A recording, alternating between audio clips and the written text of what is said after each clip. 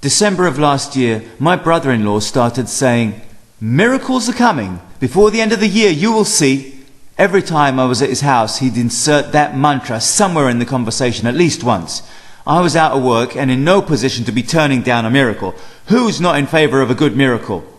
As long as it's not me dying a slow, torturous death from an incurable malady so that some lucky bugger can receive my spleen after I'm gone. As you can tell, I'm partial to the painless brand of miracles.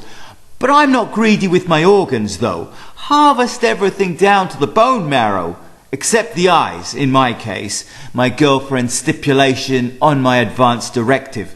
Apparently she's developed an attachment of sorts. When you have eyelashes as long as a camel's, and a matching pair of eyes to go along with them, you pretty much get your man to do your bidding. But when his eyelashes are twice as long, with them matching orbs, what woman would want to see that set broken up for the transplant? It's a matter of aesthetics. In turn, in the event that she departs before I do, she is bequeathing her hump to me, which my taxidermist assures me he can have stuffed into a furry pillow which will retain the hump shape and the scent as well as the original furry coat. So, on New Year's Eve, we were setting off fireworks in my brother-in-law's yard, and my nephew misunderstands the Chinese-English warning on the side of a box of Sky Bloom firecrackers. He lights the fuse, so far so good, and drops the Sky Bloom at his feet. The fuse goes out, fortunately, but my brother-in-law blows his sky high. "Are you retarded?" "Dad, remember about the hurting words. You promised you wouldn't..." You lit a frickin' firecracker, dropped it between your hooves. I saw you." "Dad, I didn't say I didn't. I didn't deny that, and I don't appreciate you calling my feet hooves. I'm not livestock. I have feet. I'm a boy with feelings. Remember the feelings, Dad?" "Oh, yeah, I remember them all too well, son." "Well, why don't you try acting like a boy then? What on earth possessed you to do something so ignorant? It's just plain irresponsible and stupid." Dad, I don't think..." No, you don't think exactly. I think at this point, the safest thing for you to do is to go in the house and watch from the kitchen window, like the dog, nice and safe. "Dad, there you go again, breaking rule number 1, name calling, and you also used one of the no-nos, stupid. I'm not calling you stupid, but one of the no-no words is stupid. I'm not calling the word stupid, but stupid is one of the no-no words, and you called me by it, when you should only be calling me son or Absalom. You remember?" I do remember, yes. I remember the no-no list, and stupid is on the therapist's verboten list, correct. But it amazes me, son, Absalom, how you managed to memorize a list of 100 no-nos, but you can't set off a firecracker worth spit. Are you sure you're not an idiot savant? Which is a compliment right now. "No, Dad, it's only half a compliment." You have to help me, son. If what you did isn't stupid, what is it? Brilliant? Genius? No, it's beyond stupid. I can't say it's idiotic, I'm not allowed. But what you did right now isn't anything an imbecile would do. Dad, I'm going to have to ask Dr. Bell if that's allowed. Whether what's allowed? Well, I have to see if that's appropriate for you to do. What's appropriate? Well, I have to find out if that's appropriate. What? Blowing off your feet? No, that's not what I'm talking about. That's not that question we're going to ask him, Dad. I know he'll say no about that. But I think you may have just discovered a loophole which permits you to cunningly call me names, indirectly in a roundabout, convoluted and crafty sort of way. Let's try something else, Absalom. Why did you do that? I've been trying to tell you that but you won't let me. I was trying to tell you I was following instructions. You weren't letting me. You're right, son, I'm sorry. I rushed to judgment and resorted to breaking rule number 1, name-calling, and rule number 2, criticizing, because I forgot rule number 3, sticking to the facts. So, please, pray tell, what are the instructions? Well, it says right here on the box. Here, you can read it for yourself. No, son. Remember rule number 4? No enabling. Just because you're dyslexic and myopic doesn't mean I have to do your reading for you. You're capable enough. It's not like rocket science where you automatically know to step aside when the rocket engine is lit to prevent injury or anything like that. No. It's simple. Just read it, son. Okay. For your safeness, keep Sky Bloom firecracker at 2 feet after light. I don't think it says that, son. Please try again. Give it another crack. Go ahead. Well, it does say that. For your safeness, keep Sky Bloom firecracker at 2 feet after light. I think I may have overestimated your capabilities, Absalom. Let me have the box. Let's see here, what does it say? Nope, that's not what it says. What it says is, for fuck's sake. Oh, whoa, what language is that? Oh, this is what it says. For your safeness, keep Sky Bloom firecracker at 2 feet after light. Oh my God. For your safeness, keep Sky Bloom firecracker at 2 feet after light. Oh, how many children has this firecracker company maimed or killed with this gobbledygook? It's unintelligible. Oh, but it's the warning though. If anything should make sense, it would be the warning. All right, Absalom, let's break this down.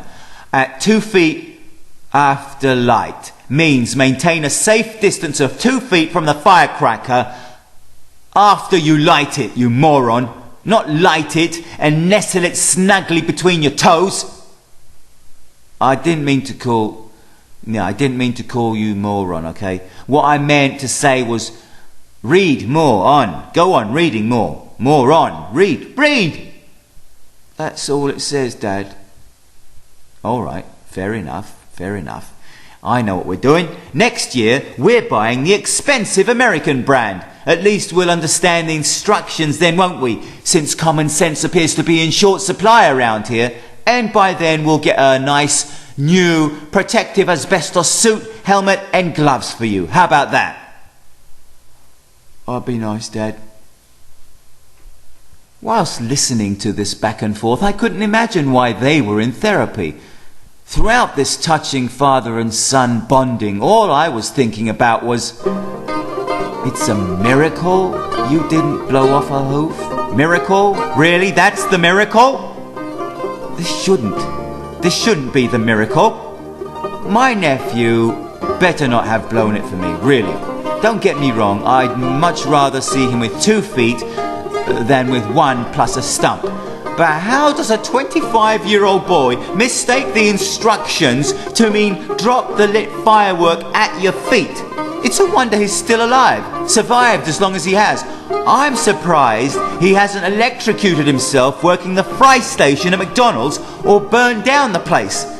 It's a miracle. If there's a miracle, it's a daily miracle that he's alive, considering he has to cross the street to get to the bus stop to get to work every day. I really needed to find out from his dad whether that was the miracle. So a few days later, while we're watching CNN, I nonchalantly blurt out, Yep, you did say miracles are coming. And then I waited for it. It was all crickets.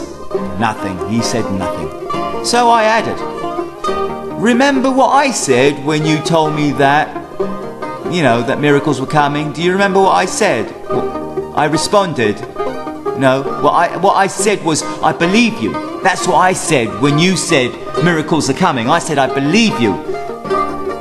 And then he offered a morsel of hope. Yeah, I did say miracles are coming, didn't I? But I think it will take a month or two before people recognize they're happening, actually happening. That's not gonna help. That didn't help. Nothing I can work with there. About 5 weeks later, I came down with something terribly horrible. It was like the body snatcher had arrived, invaded, infected me, and was consuming me from the inside out. It was like I was its hopeless captive, victim, helpless.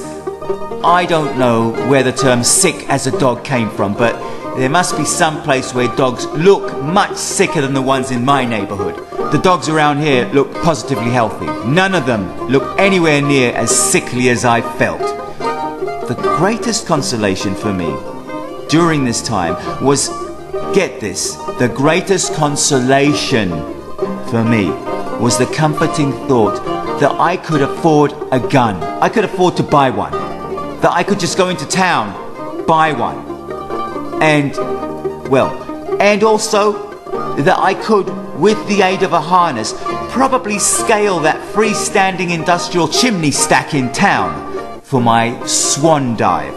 That's all I fantasized about at one point. I fantasized about something final, yet not too gruesome or involving pain or much cleanup. I'm telling you, what I was going through, my cold symptoms lasted a full week. And even though I used the soft lotion tissues, my nose was raw. It was turning into a sore, hideous, throbbing pink baboon bottom. My sister-in-law works in a pharmacy and has access to all kinds of medication. I don't know how she does it. Anyway, she gave me some tablets one afternoon, which I refused to take because I'm all natural like that.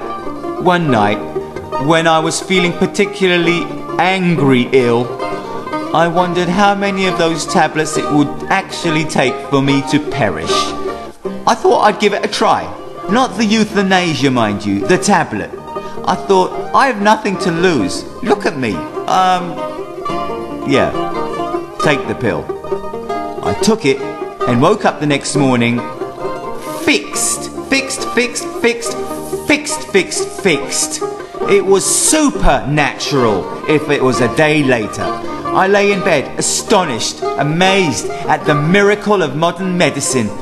My brother-in-law had said that miracles were coming, and that they would be recognized about 2 months after the New Year's Eve miracle happening. Miracle about 2 months after happening.